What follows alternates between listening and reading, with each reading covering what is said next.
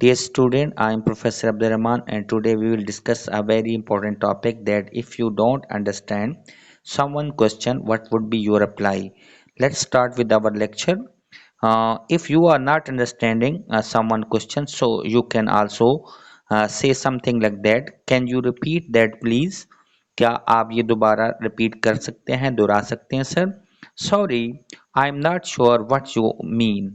माफ़ी चाहता हूँ जनाब, आप जो कह रहे हैं मुझे इसकी समझ नहीं है, क्योंकि जब कोई सवाल करता है तो उसका जवाब देने के लिए आपको सवाल का समझना बहुत ज़रूरी है।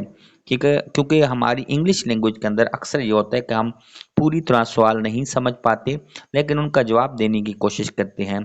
तो इसलिए जब भी कोई सवाल करे, जब तक सवाल की समझ नहीं आए तो आप उनसे कह सकते हैं कि प्लीज़ रिपीट कर दें। तो can you repeat that please? Sorry, I am not sure what you mean. आप ये दो एक्सप्रेशन भी कह सकते हैं। इसके अलावा आगे चलते हैं। Next, I didn't catch that, ये भी आप कह सकते हैं कि मुझे आपकी समझ नहीं आई। आई डोंट फॉलो, ये भी आप कह सकते हैं। आई डिडंट कैच दैट भी कह सकते हैं, आई डोंट फॉलो भी कह सकते हैं। ये बहुत आसान एक्सप्रेशन है जिससे आप जब सवाल समझ नहीं आया तो फिर कह सकते हैं। आगे चलते हैं।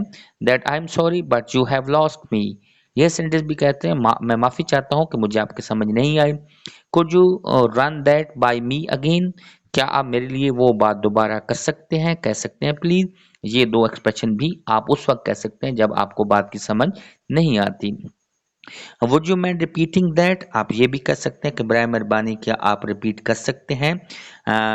रिपीट प्लीज़ आप जो है सिंपली ये भी कह सकते हैं। Thank you so much for watching our channel. आप जो है हम डेली बेसिस पे इस तरह की कोई चीज़ करेंगे, तो आप हमारा चैनल जो है AR स्मॉल टॉक और इसके साथ साथ टीन स्पोर्ट जो है सब्सक्राइब करें। Thank you so much for watching our both channel teen sport and as well as AR small talk. अस्सलाम वालेकुम।